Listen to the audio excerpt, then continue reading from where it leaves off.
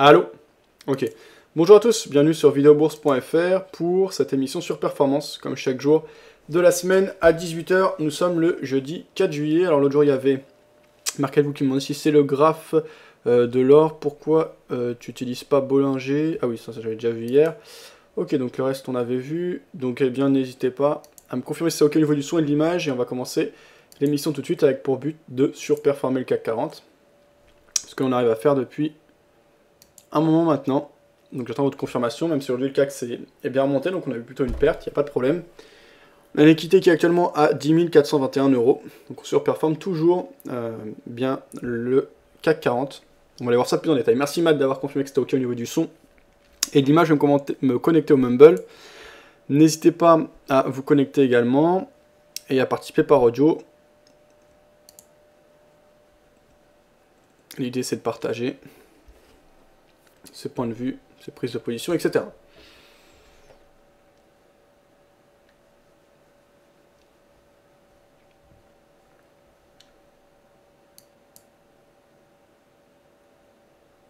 Je vois qu'il y a pas mal de monde sur le Mumble. Salut sur Mumble. Salut. Salut. Ça va? Ça va, merci, et toi? Ouais, tranquille. Quoi de beau? Bon, petite journée sur le CAC, pour ma part. J'ai vu que ça a bien monté, c'est quoi les raisons? Ben, les raisons, je pourrais pas, mais je pense, si tu veux, c'est les dires de Mario Draghi qui a fait monter les marchés un petit peu. Comme il soutient toujours les taux, il est plutôt accommodant envers le système, enfin envers l'économie européenne, donc ça fait un peu monter les marchés. Je pense que c'est ça. Ok, bah je vais voir un peu ce qui se dit au niveau des différentes salles de marché par rapport à ça. Ok, merci. T'en as profité toi, t'as tradé la hausse? Ouais, un petit peu, ouais. Ok, t'as pris combien de points? J'ai pris 11 points. Sur le CAC? Ouais, D'accord, ok. T'étais chargé ou mollo? moi j'étais à 5 euros le point. Ok, ok, bon bah c'est sympa, t'as fait ta petite journée quoi. Ouais, voilà, exactement. Si tu veux, là ça s'est calmé. Comme aux États-Unis c'est férié aujourd'hui. Ouais, tout à fait, ouais. Bah, enfin ça s'est calmé, on a quand même pris 2,90% sur le CAC, hein. Oui, oui, tout à fait, mais là après, en fin de journée, ça s'est vraiment calmé. Le Ouais, ouais, CAC bah. reste autour de 3800, le DAX autour de 8000.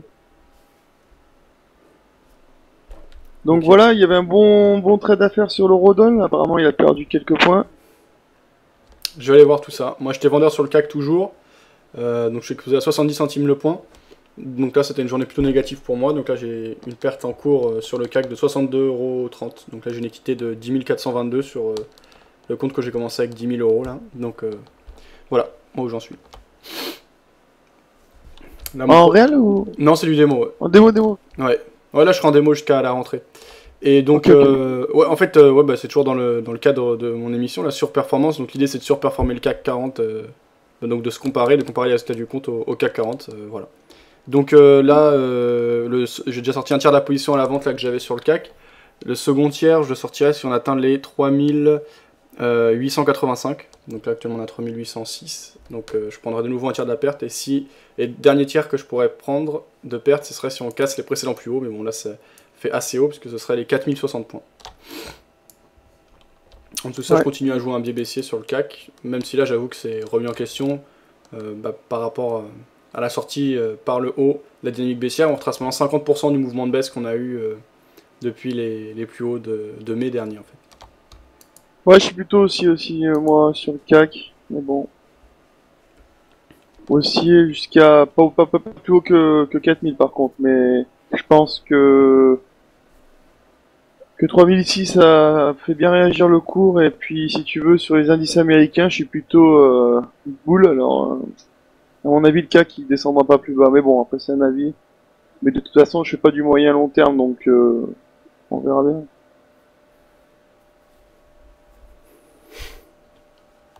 Ok. Si tu veux, si tu prends le Dow Jones en jour, enfin, je sais pas si tu le regardes, mais si tu prends le Dow Jones, il y a une figure que j'ai retrouvée, je trouve, en daily. C'est une espèce de triangle, non, une figure d'élargissement descendant. Et normalement, statistiquement, je me suis un peu renseigné, normalement, il y a 80% de chances qu'on casse les plus hauts, quoi, de cette Alors, figure. le Dow Jones, tu le regardes en quelle unité de temps? En daily. D'accord, est-ce que tu peux répéter la figure? Parce que je vois pas, en fait... T'as une figure, attends, j'ai pas d'accord. T'as une figure, une espèce de, de figure d'élargissement descendant. Une sorte de porte-voix vers le bas. Tu le vois ou pas? en journalier, pas vraiment, en fait. Je vois plutôt un canal baissier. Bah attends, je vais te donner parce que je l'ai posté de toute façon sur le forum de Lifi. Ok. Alors, il est là. Ici, il s'agit du Dow Jones Bon, après, c'est que en graphe ça, je journalier. m'amuse un petit peu à, à faire des prévisions, mais bon, ça reste quand même très très. J'en suis pas certain, quoi. Ouais, bien sûr. C'est clair que moi, si fondamentalement, tu me dis si le Dow Jones va faire encore des plus hauts cet été, je dirais non, mais bon, je vais te montrer la figure, tu vas me dire ce que t'en penses. Ok. Et donc ça, tu dis que c'est 80% de chances que ça sorte par le haut, c'est ça? Ouais.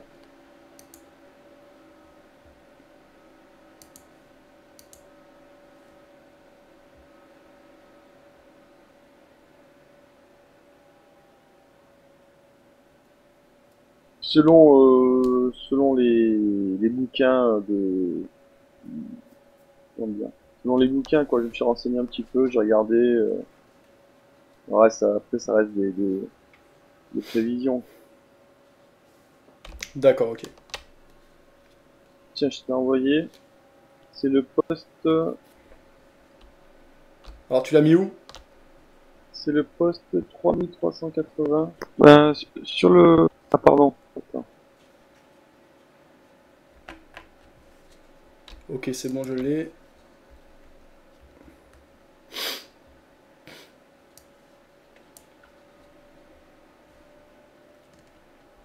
Tu m'as dit c'est le poste combien? 3380.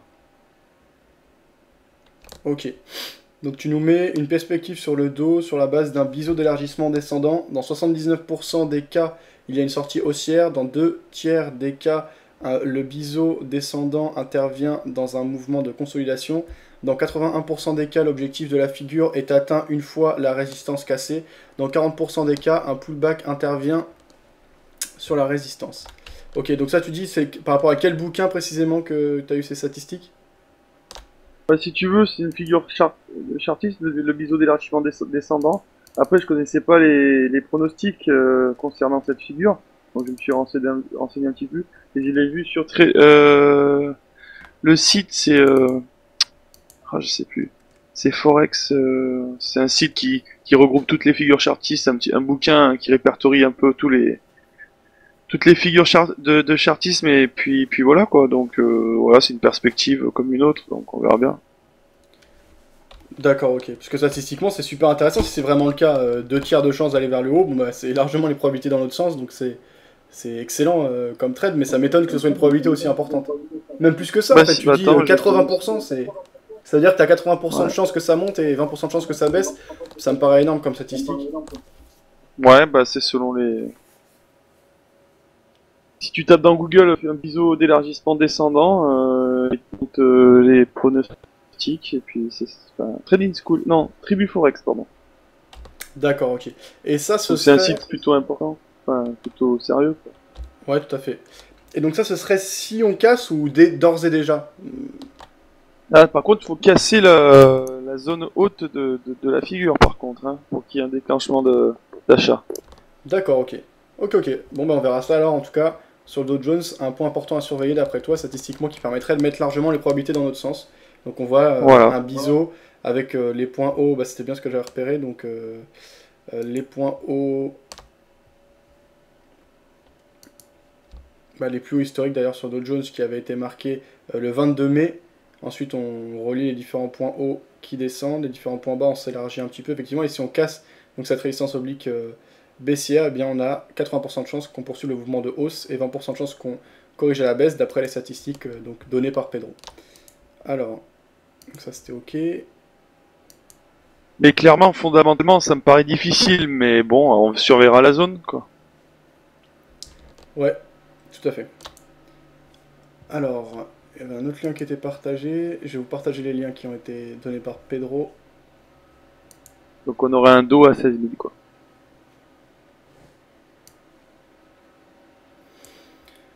Par rapport à cette figure chartiste, donc ce qui se dit sur Tribu Forex justement, figure Et chartiste... donc si tu veux, c'est ce qui me fait dire, pour finir, que le CAC ne rejoindra pas les... Enfin, s'il y a une cassure du dos, comme on sait très bien que les indices européens sont corrélés aux indices américains, ça me fait dire que le CAC aura du mal à rejoindre les 3300, donc voilà, on verra bien. D'accord, ok. Alors, qu'est-ce qu'un biseau d'élargissement descendant? Biseau d'élargissement, ok, objectif. Voici quelques statistiques sur le biseau d'élargissement descendant. Sur 9% des cas, il y a une sortie haussière. Dans 2 tiers des cas, le biseau descendant intervient dans un mouvement de consolidation. Ok, ouais, j'ai vu les statistiques, ça m'étonne, hein. Comme statistique, j'aimerais bien savoir plus sur leur méthode de calcul. Je vais chercher ça. Merci en tout cas pour le partage du lien. Pas de problème. Donc voilà, sur le chat écrit de Vidéobourse, je vous mets les liens qui avaient été partagés ici par Pedro. Donc le premier lien, c'est les statistiques données par Tribu Forex. Et le second lien, c'est le sujet, la vision de Pedro justement sur ce Dow Jones en journalier qu'il a publié sur le forum DailyFX. Alors je vois que ça rame beaucoup, je vais essayer de fermer certains logiciels. On va enlever la webcam également. On va se concentrer sur les graphes.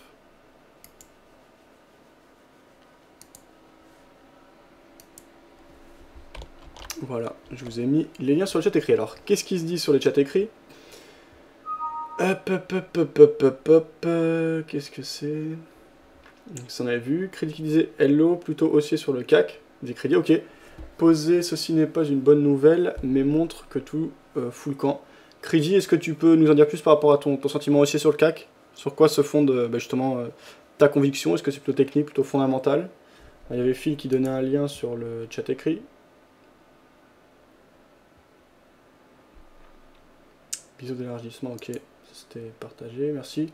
Des biseaux d'élargissement, descendant 70%, 79% de chance de sortie par le haut. Topsignaux.fr. Ah, apparemment, ils ont repris plusieurs fois la même information là sur différents sites. Ah bah non, oui, c'est pas. Alors, je connaissais pas ce site là, topsignaux.fr, qui vient de nous être partagé par Crisi. En ce qui concerne le biseau d'élargissement descendant, les deux droites de tendance divergent l'une par rapport à l'autre. Par contre, la direction générale de la figure est orientée vers le bas. Les deux droites de tendance reliant au moins 2 points chacune sont donc toutes les deux baissières. La cassure se fait le plus souvent vers le haut dans 119% des cas. On constate que dans le cadre d'un mouvement de consolidation de tendance, elle s'effectue 67% des cas. Les sorties baissières sont rares, survenant dans 19% des cas, avec 2% d'échecs de la figure ou de sortie horizontale, absence de cassure de ligne de tendance. Le biseau d'élargissement descendant apparaît donc être une figure de continuation haussière. La durée de formation de la figure habituellement observée est de l'ordre de 2 mois et demi. Vous voyez, voilà là ce qu'on voyait sur l'exemple de la figure du biseau d'élargissement. Et donc, probabilité moi, qui m'étonne complètement, hein, parce que c'est formidable si c'est vrai, mais dans ce cas-là, c'est très facile de faire de l'argent. Mais pourquoi pas, je ne remets pas en question, parce que j'ai pas fait d'études là-dessus, donc je vais pas critiquer. En tout cas, ils annoncent ça très clairement, et il y a 2 sites qui le reprennent. Après, est-ce qu'un n'a pas repris sur l'autre, ça c'est autre chose, mais 79% de chance de sortir par le haut, bah achetons à mort. Après, il faut un peu garder les pieds sur terre par rapport aux 20% restants, mais en tout cas, c'est un trade très logique et très cohérent. Hein. Si on a réellement 8 chances sur 10 de gagner de l'argent pour 2 chances sur 10 d'en perdre, je vous laisse faire le calcul. Hein. Le métier d'un trader étant de mettre les probabilités dans son sens. Bon, bah là, c'est mission accomplie. Donc voilà, très intéressant, merci en tout cas pour ces petits échos et cette parenthèse. Alors on va enchaîner en regardant un peu justement le CAC. Alors CAC 40, on est dans une dynamique de fond qui est plutôt baissière ici en graphique 4 heures. On a eu un beau retour des acheteurs, on retrace 50% du mouvement de baisse qu'on observe depuis les plus hauts qui avaient été marqués le 28 mai dernier. On a cassé à la hausse la résistance oblique baissière qui accompagnait le mouvement. Les vendeurs ont eu du mal à reprendre en main le marché. Allez, je vous laisse, bonne journée les gars. Ciao, bonne journée à toi. Et donc on a envoyé le mail, Fabrice. Ok, ça roule.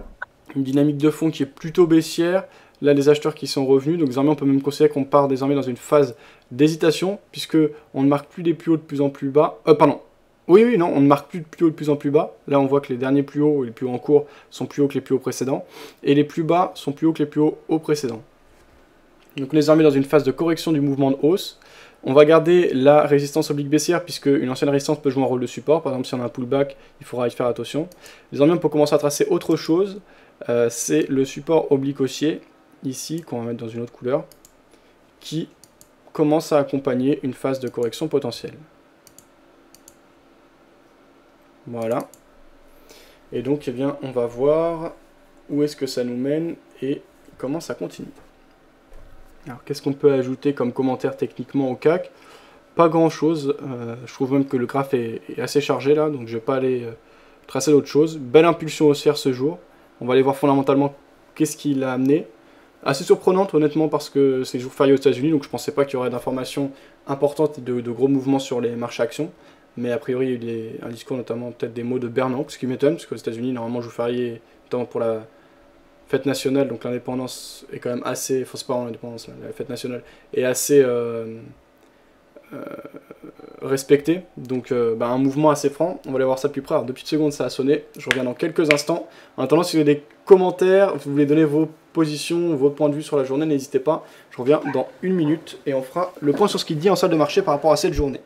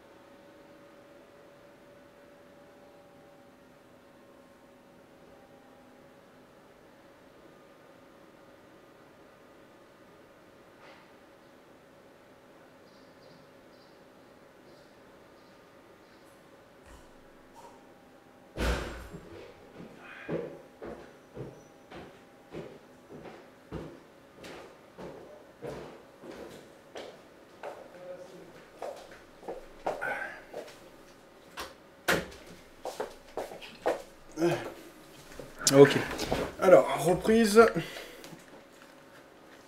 Donc qu'est-ce que j'étais en train de dire? Oui, donc le CAC, donc ça on a vu techniquement. Maintenant, par rapport à notre position en cours, on a déjà fermé un tiers de la position. C'était il y a 2 jours maintenant, le 1er juillet, donc il y a même 3 jours. Avec 19,80€ de perte, on avait fermé à 3785, on est actuellement à 3805. Notre prochain point de sortie est donc au-dessus des 61% de retracement de la dynamique baissière qu'on observe depuis mai. Donc c'est une sortie tout à fait cohérente. Elle se situe à 3885. La zone de 61.8 étant à 3868, donc quand même assez plus haut, assez largement plus haut. Enfin un bon cran plus haut. Pourquoi? Parce qu'on a déjà marqué des pics haussiers au-dessus de 61.8. Donc j'ai passé au-dessus de ces pics haussiers qu'on était allé marquer précédemment. Et qui culminaient jusqu'à 3877.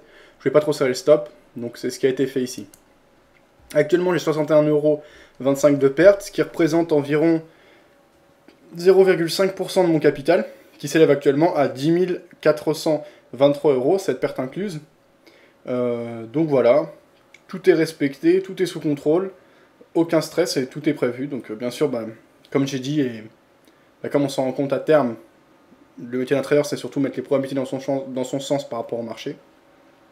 Mais de toute façon, déjà, essayer de faire quelque chose comme 55% de gagnants pour 45% de perdants, pour prendre un exemple majeur, c'est déjà excellent si on arrive à faire ça sur le long terme. Et on peut dégager énormément d'argent. Donc forcément, les pertes font partie intégrante du trading. Après, ça va dépendre de la stratégie, de l'approche, etc. Mais pour des approches relativement classiques comme celle que j'utilise, bien sûr qu'il y aura des phases de perte, etc., des phases plus difficiles.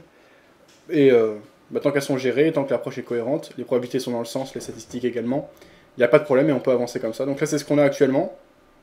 Voilà, donc un CAC qui remonte bien. Je continue à jouer le scénario qu'on a mis en place ensemble et on s'assure que tout est respecté au niveau du money management. Donc tout est bon de ce côté-là.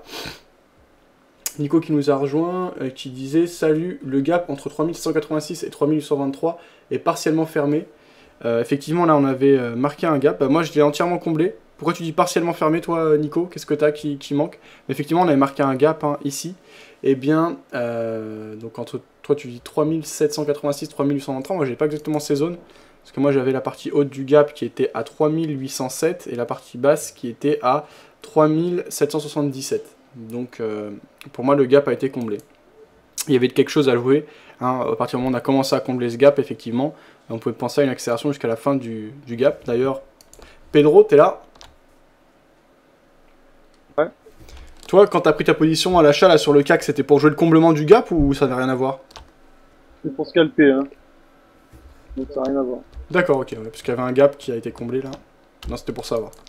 Merci. Non, scalp. Ok, c'était quoi exactement ton signal d'entrée? Attends, je reprends parce que j'en ai pris 2, 3, 4. Si tu veux, c'est sur des phases de. J'ai jonglé un peu avec les dires de Draghi, si tu veux, juste avant qu'ils viennent, on était sur un petit support travaillé en journalier. Donc j'ai pris 2-3 positions à ce moment-là. Et puis après, ces propos ont été plutôt rassurants, donc ça a tout de suite réagi. Et j'ai coupé là. D'accord, en fait, finalement, c'était plus fondamental en fait. C'était plus adapté à ce qui se disait réellement, pas tellement technique. Ouais, tout à fait.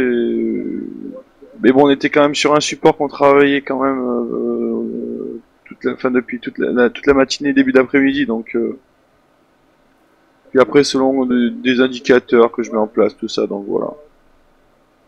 D'accord, ok, très bien. Je pourrais pas être plus précis. C'est un peu dans le feeling. D'accord, ok. Faut le dire aussi. Alors, crédit sur le chat écrit qui disait pour le CAC, pourquoi pas une montée des 3800 sur les 3830. Grosse résistance si on passe, on va à 4000 voire plus loin, sinon on descend à 3650. Alors 3830, on va aller voir ça sur le graphe crédit. Qu'est-ce que tu avais toi précisément à ce niveau crédit? Donc 3830. Moi j'avoue que j'ai pas grand chose particulièrement important à 3830. On avait un petit point haut qui avait été marqué le 12 juin dernier, mais j'ai pas de zone majeure. Alors, est-ce que tu peux nous en dire plus, crédit, sur ce seuil que tu as à 3830? Et pendant ce temps-là, on va commencer à aller voir ce qui se dit du côté des... du côté fondamental. Alors, la BCE s'engage à maintenir sa politique monétaire accommodante. La Banque Centrale Tu feras Européenne, gaffe de pas traiter les indices américains, l'or, le cuivre, les pétroles, c'est tout fermé. Hein. Aujourd'hui? Ouais, ça vient de fermer là. D'accord, ok, oui, parce que c'est le jour de fête nationale aux États-Unis. Voilà. Ok. Alors, a promis jeudi de maintenir une politique monétaire accommodante, aussi longtemps que nécessaire, affirmant qu'elle garderait ses taux...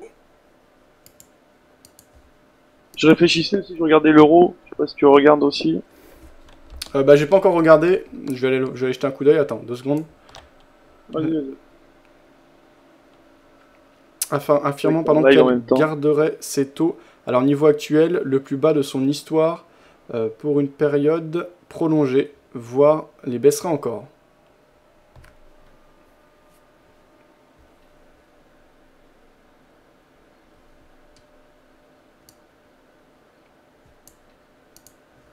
Tiens, un truc là, je vois qu'il y a un salon qui se met en place, ok.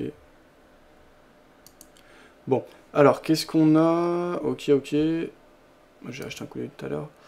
Donc il me parlait de l'euro-dollar, on va aller reprendre les nouvelles après.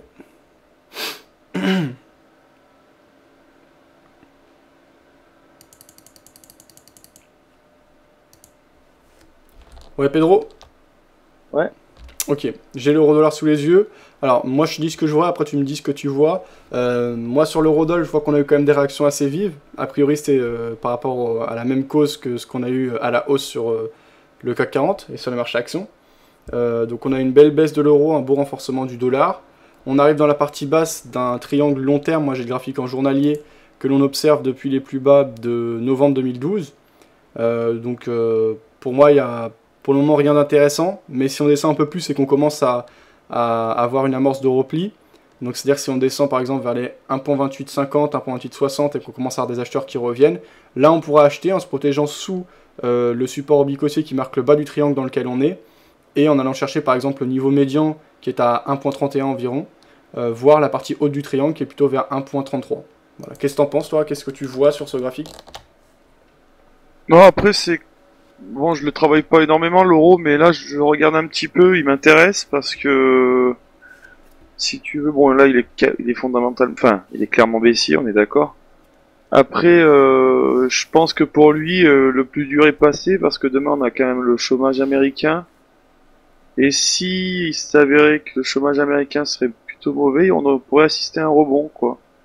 Je trouve plutôt séduisant l'achat à ce moment-là, mais bon, il faudrait ça va dépendre aussi de ce qui va se passer demain, comme d'habitude, mais je serais pour un petit achat. Pas effectivement un triangle d'importance là. Par contre, tu l'as en quoi, toi, tu m'as dit? Là je regarde en journalier là. Parce que moi, il est sur la bas d'un triangle là. Je sais pas. Alors, attends, je suis en... Attends, il est sur la zone basse d'un triangle en... Je vais te dire un instant. Parce que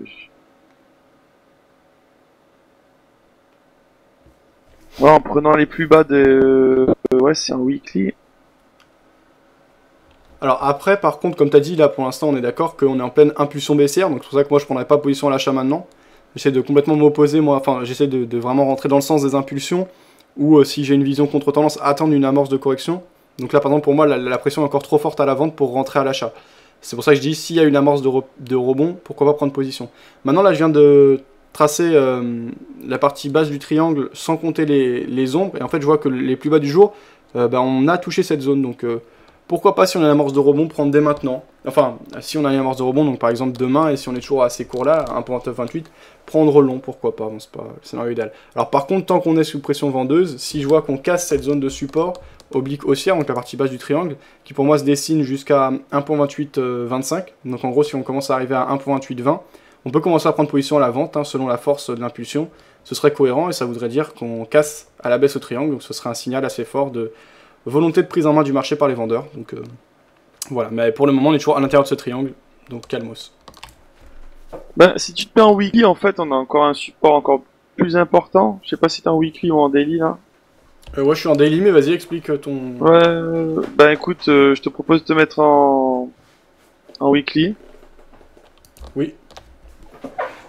Et là, t'as donc, tu peux tracer ton triangle en prenant un point haut fait le 22 octobre 2011. Ensuite, le deuxième point haut serait le 2 février 2013. Pardon, le 26 janvier 2013. Oui. Et je pense que tu le vois, le triangle là. Oui, tout à fait. Bah, en fait, ça revient à peu près au même que j'ai en daily, sauf que ouais, on le voit d'un peu plus loin, mais on reste toujours sur le même tracé. Hein. Ouais, parce que là, c'est l'oblique, donc l'oblique haussière, enfin haussière. Le haut de l'oblique que je te décris. Et ensuite, si tu traces le bas de l'oblique, on est sur le point bas de l'oblique. En prenant le point bas d'aujourd'hui, du 18 mai, du 30 mars 2013. Alors par contre, et le... Alors, je vois exactement ce que tu veux me dire. Hein. C'était à peu près ce graphique que j'avais sous les yeux. Et effectivement, on commence à entrer dans cette zone. Maintenant, est-ce que c'est cohérent à ton avis? Est-ce que ça valide la figure du triangle que de prendre un premier point haut qui est en 2011 et un premier point bas qui est en deuxième partie de 2012? Ça fait quand même beaucoup d'écart. Ouais, tout à fait, je suis d'accord avec toi. Ouais. Alors sinon, à la limite, on peut, mais bon, c'est pareil, c'est pas parfait, mais Mais c'est vrai aussi ce que tu dis, hein. Et de toute façon, on va revenir par le même triangle. On peut prendre, pourquoi pas, le plus bas de juin 2010 et le plus haut de mai 2011, mais ça fait toujours un an d'écart, donc c'est... Non, non, mais c'est valable aussi, ta figure. C'est juste que, je sais pas, c'est pas... Sinon, tu prends tout simplement le haut du 26 janvier 2013 et le plus bas, tu prends le 30 mars. C'était ton petit Oui, triangle. bah, tout à fait. Bah, c'est celui-là que j'ai, moi, en journalier. D'accord. Ouais, donc je trouve il est plutôt séduisant. On est sur le bas du triangle. Par contre, s'il casse ce triangle, je pense que là, il y aura plus rien à faire. Bah ouais, t'as raison, on commence à être dans la partie basse, mais tu vois, pour moi, on rentre à peine parce que si tu traces le triangle sans tenir compte des ombres, effectivement, aujourd'hui, on a touché la partie basse, mais dès qu'on l'a touché, on a rebondi. D'ailleurs, ce qui est signe quand même qu'il y a pas mal de monde qui peut rentrer sur ce niveau.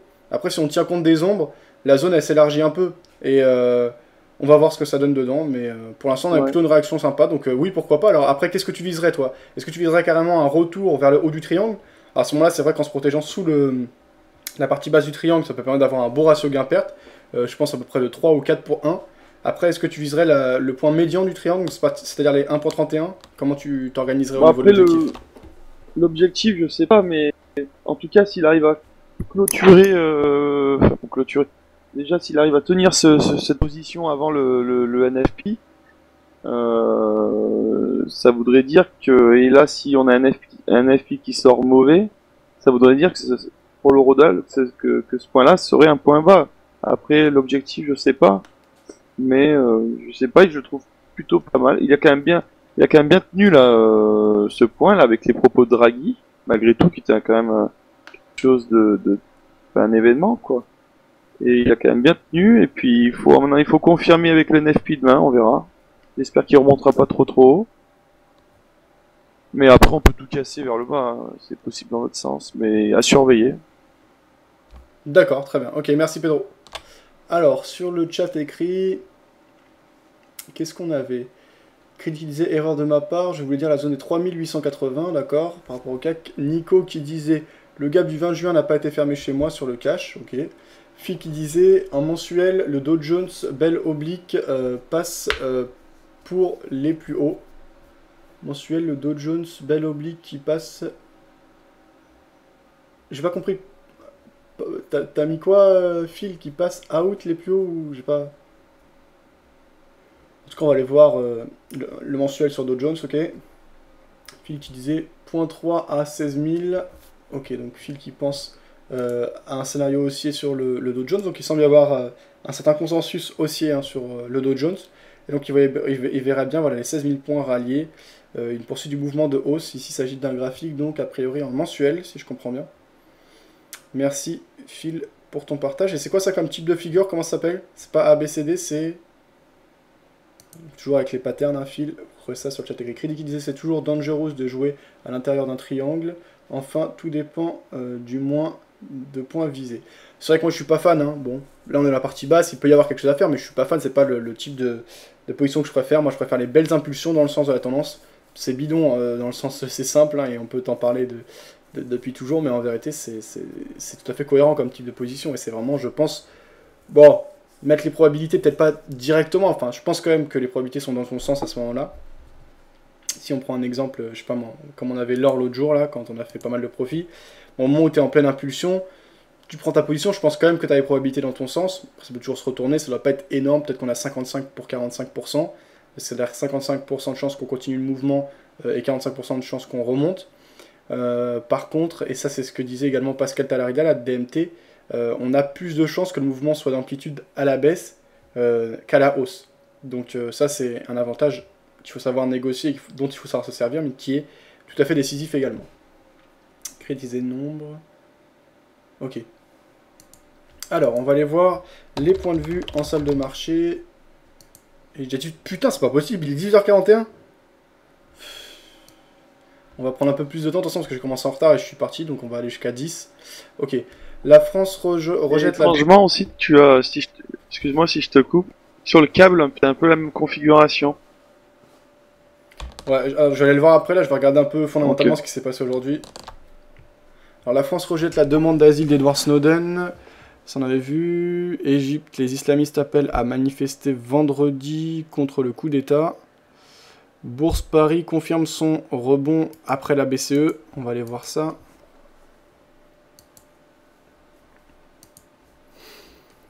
Ok, alors, la Bourse de Paris a terminé en forte hausse jeudi à plus 2,90%, principalement soutenue par les propos du président de la Banque Centrale Européenne, donc c'est pas Ben Bernanke, parce que ça me surprenait, donc Mario Draghi, sur un maintien aussi longtemps que nécessaire de sa politique monétaire accommodante. L'indice CAC 40 a pris 107,3 points à 3809,31 points dans un volume d'échange faible de 3 milliards d'euros. La veille, il avait reculé de 1,08%. Parmi les autres marchés européens, Francfort a gagné 2,11% et Londres 3,08%. Par ailleurs, l'Eurostoxx a progressé de 2,95%.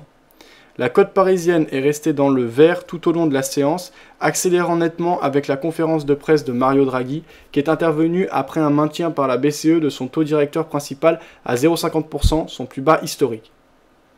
Alors que les taux d'intérêt et plus largement la politique monétaire ont été laissés inchangés par la Banque d'Angleterre et la Banque Centrale Européenne, le changement de ton en termes de communication a pris les marchés par surprise, souligne Michael Easson, analyste chez CMC Markets. La Banque d'Angleterre, Bank of England, a maintenu jeudi, comme attendu, son taux directeur à 0,50% et laissé inchangé à 375 milliards de livres le montant total de son programme de rachat d'actifs, mais a surpris le marché en détaillant sa décision après la première réunion de son nouveau gouverneur, Mark Carney.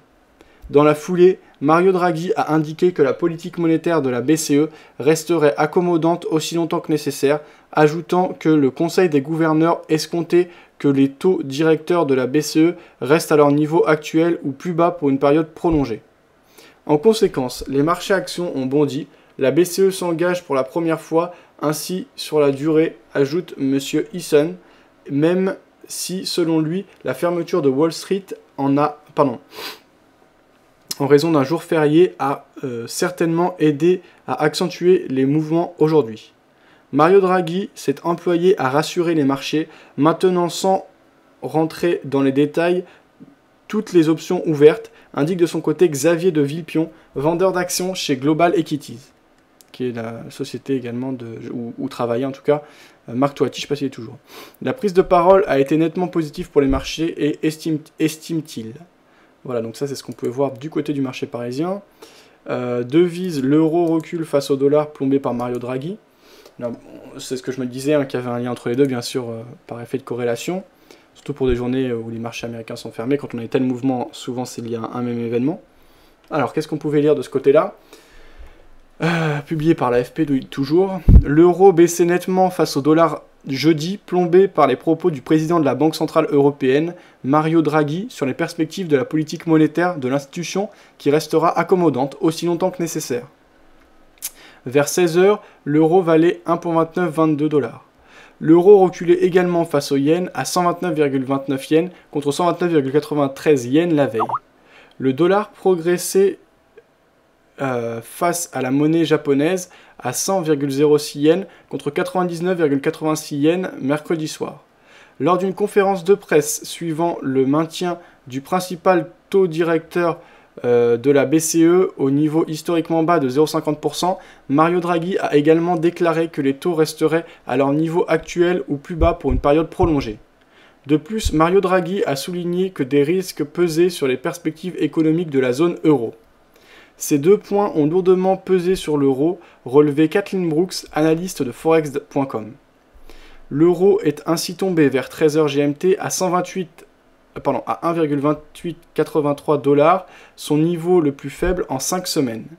Un taux d'intérêt bas rend une devise moins rémunératrice et donc moins intéressante pour les investisseurs spéculatifs. En outre, l'intention du marché restait focalisée jeudi sur le Portugal, même si la coalition gouvernementale au pouvoir affichait mercredi sa volonté de surmonter la crise politique provoquée par la démission de 2 ministres clés et qui fait craindre un échec de la politique d'austérité réclamée par ses partenaires européens et les marchés. De son côté, la livre britannique était sous pression jeudi après des commentaires inattendus de la Banque d'Angleterre, BOE, jugée comme prudent et balayant les espoirs de voir un resserrement prochain de la politique monétaire de l'institution, malgré des signes récents d'amélioration de l'économie britannique. Voilà donc ce qu'on pouvait lire.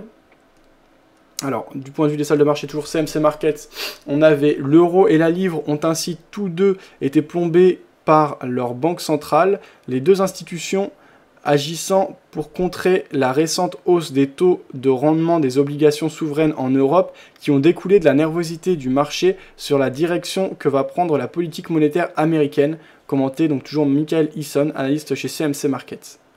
Les spéculations sur la diminution prochaine des mesures de soutien de la Réserve fédérale américaine, Fed, à la première économie mondiale, ont fait ces dernières semaines nettement grimper le dollar, mais aussi les taux de rendement des obligations en zone euro et au Royaume-Uni. Le marché était par ailleurs déjà tourné vers le rapport mensuel sur l'emploi et le chômage aux États-Unis, attendu vendredi, jugé comme crucial pour anticiper la politique monétaire américaine.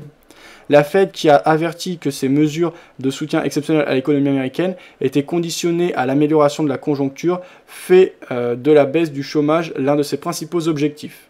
Les volumes d'échanges restaient tout de même limités en l'absence de nombreux investisseurs en raison d'un jour férié pour la fête nationale américaine. Voilà, donc je ne sais pas si on peut se rendre compte de la qualité des rapports qu'on a. Je trouve ça fou, quoi. Non, vraiment, c'est des choses... Il y a quelques années, bon, il y a quand même un moment maintenant, mais des rapports comme ça, aussi détaillés, avec des mecs de salles de marché qui donnent leur point de vue, etc., c'est en quasi direct, c'est remarquable. Enfin, il faut se rendre compte de la qualité des informations fondamentales qu'on a. Alors, on voit que c'est pas toujours suffisant pour nous permettre de gagner de l'argent, mais pourtant, c'est des informations cruciales qui peuvent nous permettre de gagner de l'argent. Le problème est ailleurs. Le problème est bien souvent psychologique ou au niveau de la discipline, mais en tout cas, on a quand même beaucoup de cartes entre les mains. Gratuitement, enfin là je vois romandie.com, c'est excellent quoi, ce qui est publié ici, même si c'est l'AFP qui est derrière. Voilà. Alors juste je voulais vérifier un truc, oui, c'est demain à quelle heure, donc normalement c'est 14h30, je vais bien m'en assurer. Donc demain, moi je serai pas là, demain, donc c'est la dernière émission de la semaine. Demain je ne suis pas là parce que je vais en vacances 3 jours là, je reviendrai lundi, mais demain, ce sera surveillé, notamment ceux qui tradent sur de l'intraday ou du court terme. Cette décision va amener des gros mouvements. D'ailleurs, même ceux qui tradent sur du swing ou du plus long terme, ce sera définitivement à regarder ce qui va se passer demain, les annonces, puisque ce sera décisif par rapport aux anticipations sur la politique monétaire appliquée à venir des États-Unis, donc à 8h30 du matin aux États-Unis, donc 14h30 heure française. On aura donc les NFP, chiffres de l'emploi américain, donc rapport sur l'emploi et sur le chômage relatif à l'économie américaine, et ces chiffres amèneront à coup sûr une volatilité importante, donc il va falloir se préparer, savoir ce que l'on fait, avec qui on le fait, parce que si on n'a pas un bon courtier, on peut se faire vraiment avoir quand on a des grosses phases de volatilité avec moins de liquidité sur certains prix. Bien réfléchir à l'avance à ce qu'on veut faire et à où on met les pieds, ça va pas être de la tarte. Et puis si on a des positions et qu'on ne souhaite pas s'exposer à de la forte volatilité, pensez à se couvrir avant, parce que c'est un vecteur et un facteur de volatilité incontestable. Hein.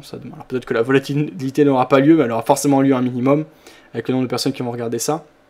Mais on a de grandes chances que ça bouge. Donc voilà, il faut le prendre en compte dans son plan de trading, peu importe son unité de temps et la logique qu'on met derrière. Moi, par rapport à mon trade, ça m'ira. J'ai pas de... Alors si je rouvre la plateforme là... J'ai pas de décision particulière à prendre.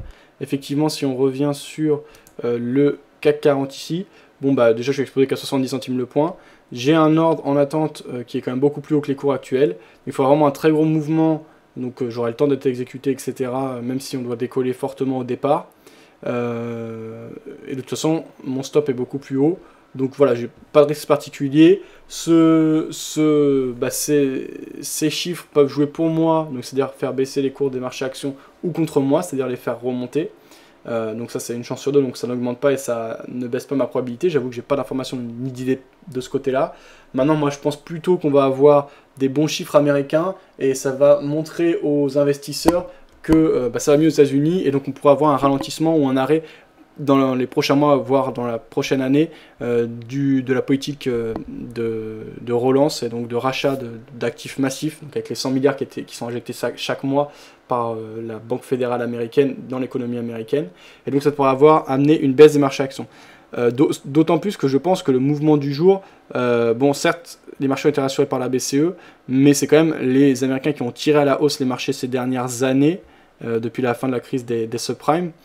Et je pense que ce mouvement est quand même énorme, quoi. 2,90% sans les Américains. Je pense qu'il a été un peu surévalué le mouvement du jour. Donc a priori j'ai plutôt une vue baissière, mais c'est purement subjectif et c'est un peu de la, on va dire de la discussion de, voilà, comme ça, des paroles en l'air. J'ai pas de certitude, c'est quelque chose que je ressens et que je donne sur le moment. Voilà. On va aller prendre quelques dernières informations après ces rapports complets d'ordre fondamental. Pareil, confirme le rebond après la BCE. Francfort reprend des couleurs. Chine, les autorités enquêtent sur les prix pratiqués par 60 firmes pharma. Zone euro, la BCE s'engage à garder ses taux bas, voire à les baisser. Oui, parce que 0,50 peut encore tomber à 0,25. Londres bondit, propulsé par la BCE. La bourse suisse termine en hausse. Les marchés européens bondissent, rassurés par la BCE. Ok, voilà donc ce que vous aviez sur romandie.com. Je suppose que vous connaissez le site. Si vous n'avez pas le lien, je peux vous mettre le lien si certains s'intéressent. Demandez-le moi sur le chat écrit. Pedro, t'es là?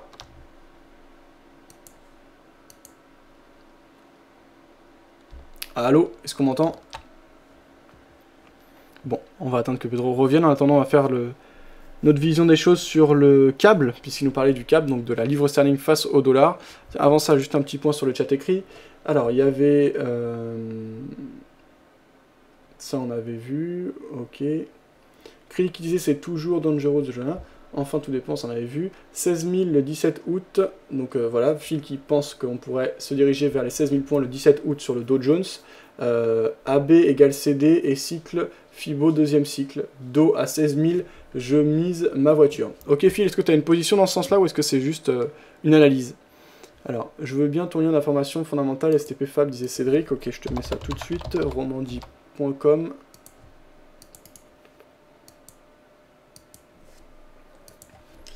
Voilà, je t'ai mis ça, Cédric. Donc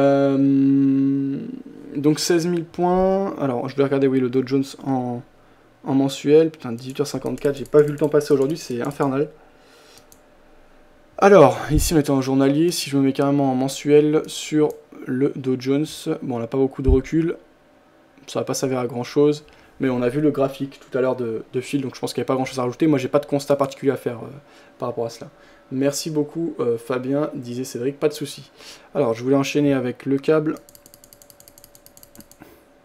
Voilà, qu'on a ici. Techniquement, on a un signal sympa. On a un signal sympa, on a une bonne impulsion. C'est pas mal ce qu'on a là, moi, je trouve. Alors, on va se calmer et on va analyser ça tranquillement sur le câble. Donc déjà, je trace mon premier support en reliant les différents points bas précédents, qui sont de plus en plus hauts, en tenant compte des ombres. Je trace la même chose sans tenir compte des ombres. Voilà. On va même mettre... Voilà, on va prendre ce point-là. Voilà, donc à ce moment-là, vous voyez, ça ne me donne pas une ligne précise, mais plutôt une zone. Et donc j'aime bien ce système de zone et cette idée de zone. Voilà, le technique, c'est quand même pas le Graal. Tout le monde ne regarde pas que ça, donc forcément les réactions ne sont pas toujours précisément sur des points. Par contre, des zones à regarder, c'est plus cohérent pour moi. Je sais que quand on est dans cette zone, on a potentiellement des chances de rebond. Donc là, on voit une zone entre mon support bas bleu et mon support haut marron, qui était une zone de rebond potentiel. On voit qu'on l'a franchi ce jour à la baisse. On n'est pas non plus parti très bas, on n'est pas parti beaucoup en dessous. On a une petite ombre qui est passée, mais tout de suite on est revenu. Donc pour le moment, on tente de le casser, mais c'est pas encore validé. Ce que je constate, c'est qu'on a une énorme bougie baissière ce jour sur le câble. On englobe une bougie qui la veille était haussière. Et vous vous rappelez, hier j'avais dit, bah voilà, c'est un bon signal pour acheter, avec un stop relativement serré, donc sous la partie basse. Et bien ceux qui auraient fait ça, se seraient fait stopper. Et pourtant c'est un signal que je regretterais absolument pas d'avoir pris, si je l'avais pris. Je l'ai pas fait, hein, parce qu'en ce moment je suis vraiment calme, je prends un trade à la fois, etc. En général, j'aime bien sortir en plusieurs fois. Donc je sais plus ce que j'avais dit exactement, on peut regarder l'émission d'hier pour voir ce que j'avais dit. Me sortir en plusieurs fois. Donc là c'est vrai que hier on a une belle englobante haussière, ce jour on a une englobante baissière qui est beaucoup plus grande que celle de la veille. L'impulsion de fond est plutôt baissière et on tente de casser un support oblique baissier. Donc là si tu me dis fais quelque chose, je vends tout de suite. Là il n'y a pas de souci. Donc si je dois vendre, bon ça me va, je peux vendre dès maintenant, ça me va. Les plus prudents peuvent attendre une confirmation un peu plus forte, c'est-à-dire s'éloigner un peu plus de cette zone de support oblique haussière, parce que finalement là on reste quand même proche de cette zone et on n'est pas parvenu à accélérer. Mais la bougie est tellement forte ce jour et l'impulsion étant baissière, on peut vendre dès maintenant, c'est pas un problème. Alors, si je vendais dès maintenant, ce que je viserais, c'est dans un premier temps, 2 petites secondes s'il vous plaît. Oui, allô?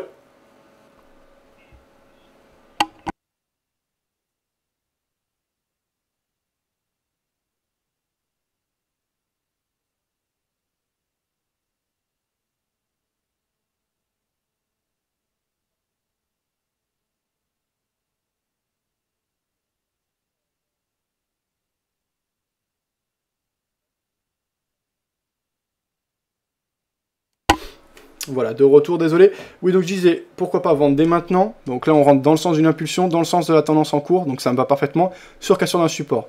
Alors, qu'est-ce qu'on peut viser? On peut viser un ralliement des précédents plus bas qu'on avait marqué en mars 2013, qui était à 1.4828, donc avec une entrée à 1.5078, ça fait 250 points d'objectif potentiel. En plus, si on y arrive fort, je ne mets pas l'objectif précis, je l'ai dans ma tête cet objectif. Si on arrive très fort sur cette zone, eh bien je laisse courir. Comme ça, si on casse, je continue à profiter de l'impulsion. Je sors en une fois. Et si je vois qu'on commence à tergiverser dans cette zone, je prends le bénéfice.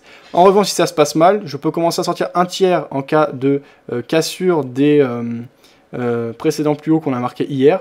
Donc à 1.5299. Donc ce qui veut dire 210 points de perte. On peut sortir une seconde partie de la position après en utilisant les Fibos. Donc, par exemple, une seconde partie en cas de cassure des 61% de rotation de la dynamique baissière qu'on observait depuis les plus hauts de mi-juin, du 17 juin. Et sortir une dernière partie de la position en cas de cassure de ces plus hauts du 17 juin. Donc il se situe à 1.5750. Donc je pense que ça fait un trade qui a des fortes probabilités de réussite. Dans le sens de l'impulsion et dans le sens de la tendance en cours. Sur des signaux quand même cohérents. Avec un scénario de sortie qui est intelligent et maîtrisé. Et un scénario de sortie en cas de perte et un scénario de sortie en cas de gain, idem, qui permet de mettre, je pense, les probabilités dans son sens, et c'est ce qu'on cherche en tant que trader. Donc moi, c'est un trade qui m'intéresserait, voilà, d'agir comme ça. Petit bémol par rapport au cap, c'est que je ne suis pas du tout spécialiste sur cette paire, donc je ne connais pas bien les tenants et aboutissants en termes fondamentaux et psychologiques. Donc ce serait une position purement technique. C'est pas forcément un mal, ça peut être un mal pour un bien d'ailleurs parfois, parce que des fois on croit comprendre des choses et on ne les comprend pas forcément. Mais voilà, petite chose à redire, donc voilà, ça c'est mon point de vue sur le cap. Si vous en avez un autre, n'hésitez pas. Alors, Krilik disait Warren Buffett qui appelle Fab, non, c'était pas Warren Buffett. Bonjour à tous, salut Market Bull qui nous a rejoint, ça va? Est-ce que tu as des positions actuellement Market Bull? Je vendrai les 16 000 points si on y va, donc Phil qui pense que les 16 000 marqueraient l'arrêt de ce crack haussier qu'on a eu sur les marchés actions. Crack haussier, je reprends cette expression de... comment il s'appelle? C'est... Daniel Dupuis, trader qu'on a pu recevoir plusieurs fois, qui a des très bons contacts et qu'on a pu recevoir ici ou en interview à droite à gauche, où vous avez ses vidéos sur le site. Et ce monsieur, je me rappelle en mars, moi j'étais plutôt vendeur sur les marchés actions, je lui avais dit, il m'avait dit non, moi je suis clairement acheteur et je pense à un crack haussier sur les marchés américains, ça m'a fait rire ce terme. Et effectivement, c'est ce qu'on a eu depuis, on a continué à accélérer, on a cassé les précédents plus hauts historiques. Donc, ouais, il faut souligner quand les gens ont des bonnes visions, surtout quand c'est contre le consensus. Voilà. Ça, on avait vu. Pour l'instant, achat sur le dollar yen. Dollar yen, justement, on va enchaîner avec cette étude Market Bull. Alors, qu'est-ce qui t'a fait acheter sur le dollar yen? Moi, j'avais dit hier, dollar yen qui n'a pas beaucoup bougé finalement aujourd'hui. J'étais plutôt vendeur, même si c'était pas suffisant comme mouvement, on pouvait attendre une petite confirmation. C'est à peu près le même scénario aujourd'hui. On n'a pas tellement bougé sur le dollar face au yen japonais.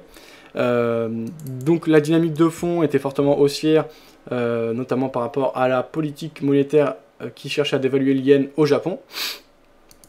On a eu une belle accélération baissière, donc on a eu une phase de correction significative. En général, les mouvements excessifs amènent des corrections fortes. Là, elle n'a pas été excessive, elle a été assez cohérente au niveau de l'étude des retracements de Fibonacci, puisqu'on a retracé pile 38% avant de rebondir. Là, on revient tester l'ancienne résistance oblique baissière, donc on est dans une configuration de pullback potentielle assez intéressante. Et donc moi, je pense que vendre en cas de signal baissier peut être intéressant. Donc j'avais dit hier, voilà, pour ceux qui sont le plus agressifs et qui ont le plus confiance dans ce scénario de baisse, ça pouvait être suffisant. Et ceux qui étaient un peu plus prudents peuvent attendre une reprise en main du marché par les vendeurs un peu plus vive, en tout cas une amorce un peu plus vive.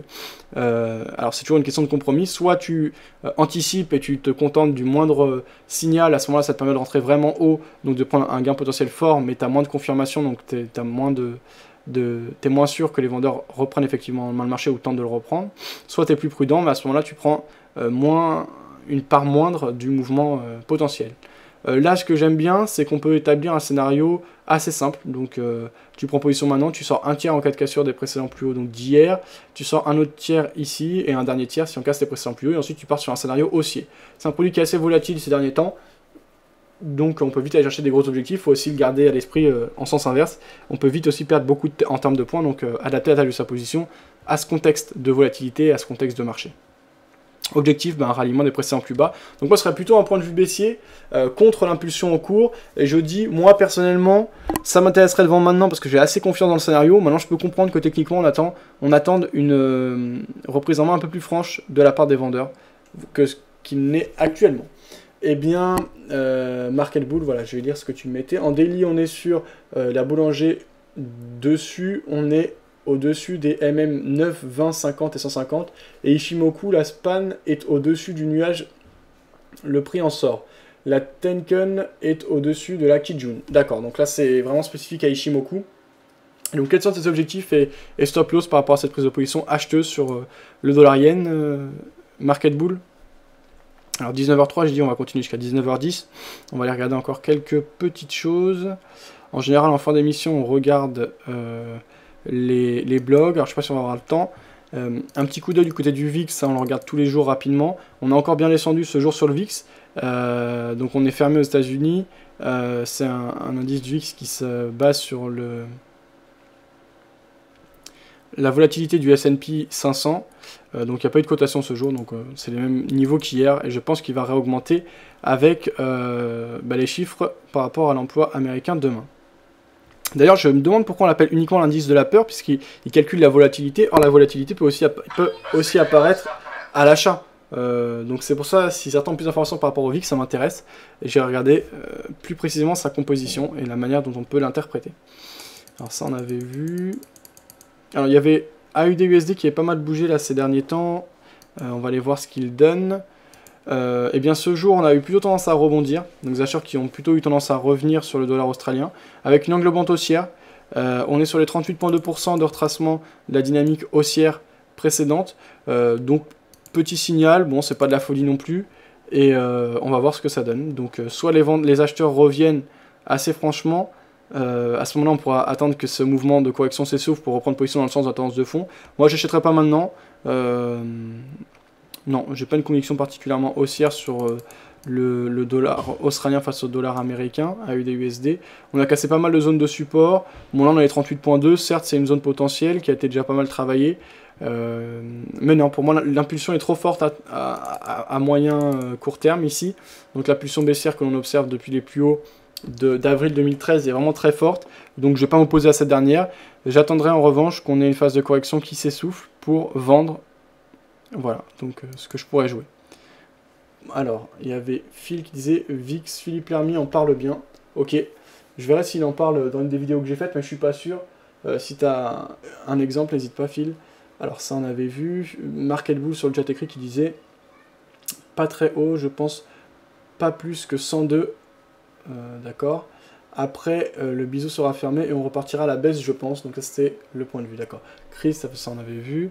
Ok. Donc, bien, on va aller lire un ou deux articles sur un blog. Sur les blogs, plutôt un d'ailleurs. On va lire un en entier et bien. Et puis, on terminera là-dessus. Alors, qu'est-ce qu'on a? On a l'habitude de regarder le billet du trader. On va regarder du côté de Margin Call. J'aime bien ce blog. Tiens d'ailleurs en parlant des blogs, très prochainement je vais faire un entretien prolongé comme vous avez vu là récemment, j'avais interviewé, je vous laisse le lien, le consultant auprès de grandes banques et trader, notamment spécialisé sur le Forex, Benoît Fernandez-Rioux, donc je vous mets le lien pour ceux qui ne l'auraient pas vu. C'est un entretien qui dure je crois une quarantaine de minutes, assez intéressant parce qu'on peut rentrer dans la profondeur et comprendre bien le point de vue et ce que veut exposer chaque trader. La prochaine personne que je vais interviewer dans ce registre-là et sur le même type de modèle, ce sera à mon avis une interview qui sera intéressante et qui intéressera pas mal de monde puisqu'il s'agira du créateur et du gérant du site enlil.com, donc Benoît, c'est quoi déjà son Benoît, j'ai oublié son nom à chaque fois, c'est Benoît...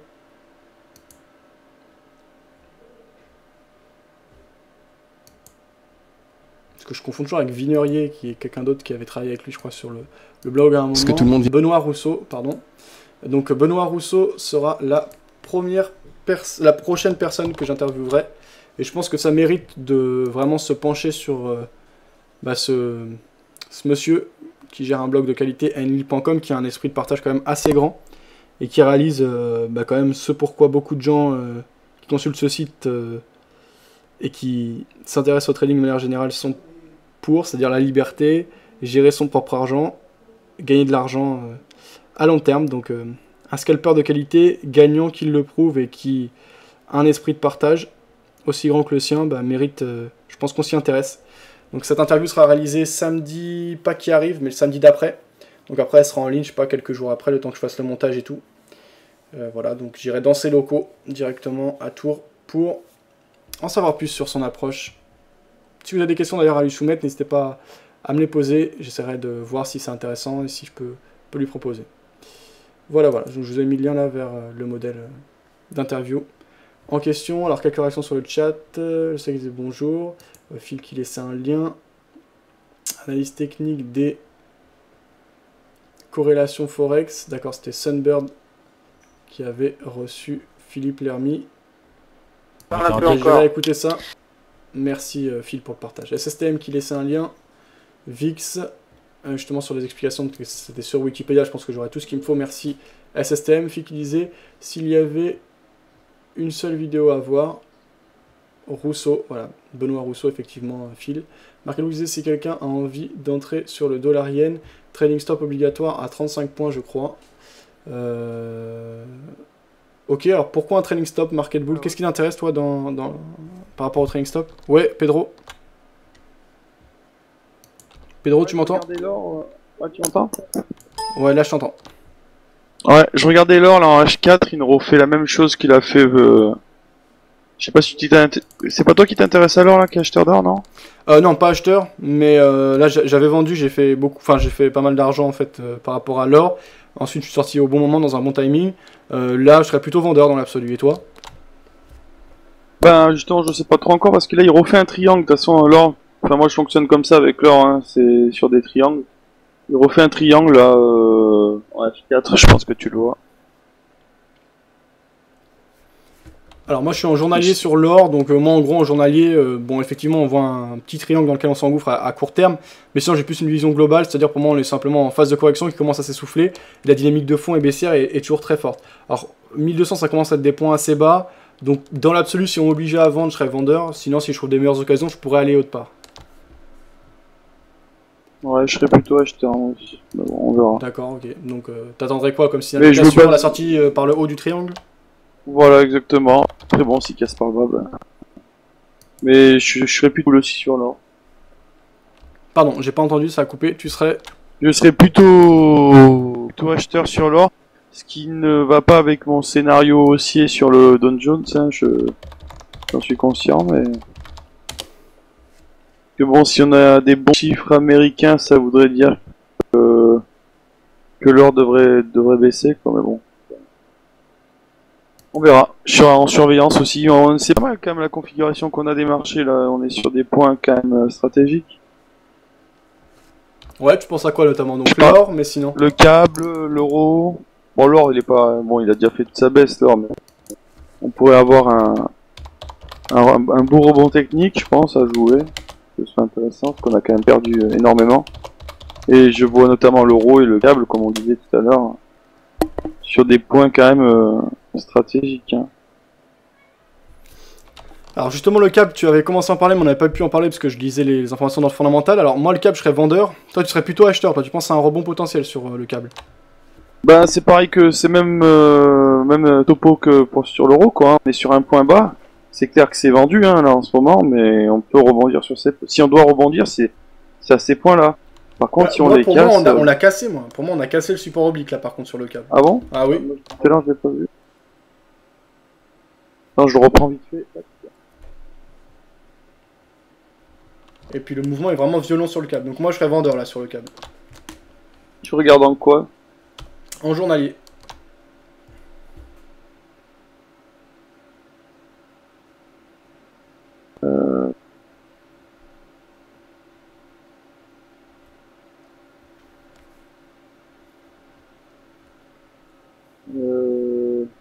Mince, attends, j'essaie de retrouver la vue que j'avais tout à l'heure. La même vue que j'avais un peu sur l'euro. En même temps, évidemment, je suis sur l'argent, ça va le faire.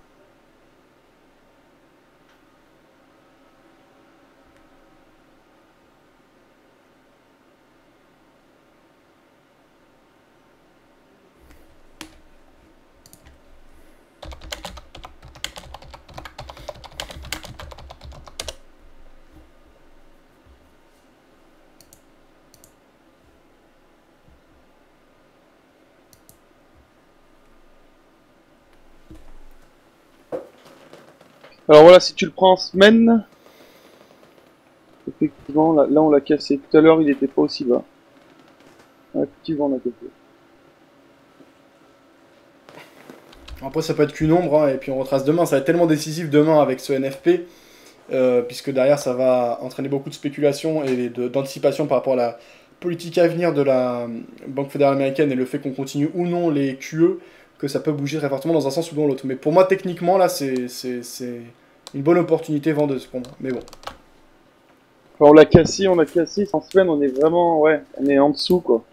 Mais légèrement, hein. Ouais, ça peut être une norme, faut voir comment ça redémarre demain. En tout cas, si on doit rebondir, c'est là, quoi. Ouais. Ok. Bon, bah. Moi, c'est tout. Donc, bah, je te fais une bonne soirée, Pedro. Moi, je maintiens ma position vendeuse sur le CAC. Et puis, pour l'instant, c'est perdant. 63 € de perte. C'est maîtrisé. Et puis, on verra. Demain, je suis pas là. Je pars en vacances à 3 jours. Je serai là lundi, moi. La bonne vacances. Merci. Toi, tu vas partir un peu, Pedro? Mois d'août aux États-Unis, sur la côte ouest, Los Angeles 2 semaines. Ah, c'est bien. Qu'est-ce que tu vas faire? T'as la famille ou c'est comme ça? Non, on y va avec des amis, on fait un petit circuit là, Los Angeles, Las Vegas. Qu'est-ce qu'on fait d'autre? Je connais pas trop la géographie de l'ouest des États-Unis, ouais, c'est tout le côté ouest. Ouais, San Francisco. Je te redirai plus précisément, c'est pas trop moi qui me suis occupé du circuit, mais bon, voilà, on va faire la Californie, machin, quoi. Ah bah excellent, bah tu vas t'éclater à mon avis. Bah ouais, je connais pas du tout, je vais jamais aller, donc je peux pas te dire. Perds pas tout dans les casinos, garde un peu d'argent pour le trading. Ouais. Las Vegas, ouais, non, je suis pas trop joueur dans l'âme, donc... Ok. Ok, bah allez, bonne soirée à toi, bonne soirée aux autres. Ouais, merci, ciao. Voilà, donc je clique le Mumble. Alors du coup on n'a pas eu le temps de lire l'article sur margincall.fr. Je vous mets le lien parce que c'est quand même un très bon site. Alors le Benoît Rousseau, il a lancé une chaîne YouTube, il fait quelques vidéos, il poste quelques vidéos en ce moment. Donc c'est plutôt intéressant, je vous ai mis le lien sur le chat écrit. Et donc Margin Call, merde. Je vous mets le lien, voilà. Alors, conclusion, puisque chaque soir, après l'émission, je fais une conclusion. Le but est de surperformer le CAC 40. Ce jour, le CAC 40 en clôture a pris 2,90%.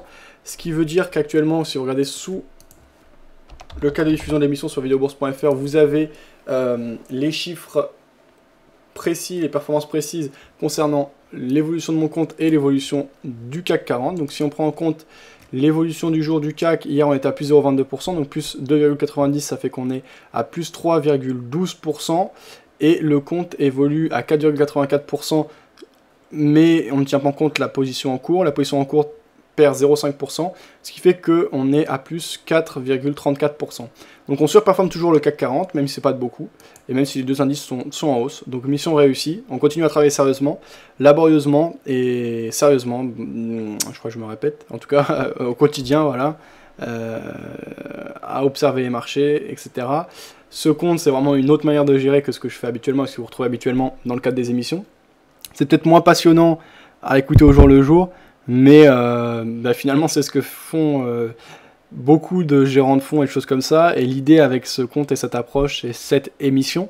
D'ailleurs, par la suite, ça ne m'empêchera pas de lancer d'autres émissions et par exemple de reprendre les sessions de trading au quotidien et tout au long de la journée à court terme, mais de continuer ce compte, puisque mon but, c'est de montrer qu'avec un apprentissage qui s'est fait essentiellement sur le net et en allant à la rencontre des gens dans le cadre des événements, des salons, etc., je suis capable désormais de faire mieux que le CAC 40 et mieux que beaucoup de fonds. Donc l'idée sera de comparer, etc., au fur et à mesure. Donc ce sera vraiment un travail de fond et non pas un sprint, etc. Donc c'est l'occasion de développer et c'est un projet de long terme. Bonne soirée à tous, bon trade, je vous retrouve lundi à 18 h pour une nouvelle émission sur Performance sur videobourse.fr. Ciao.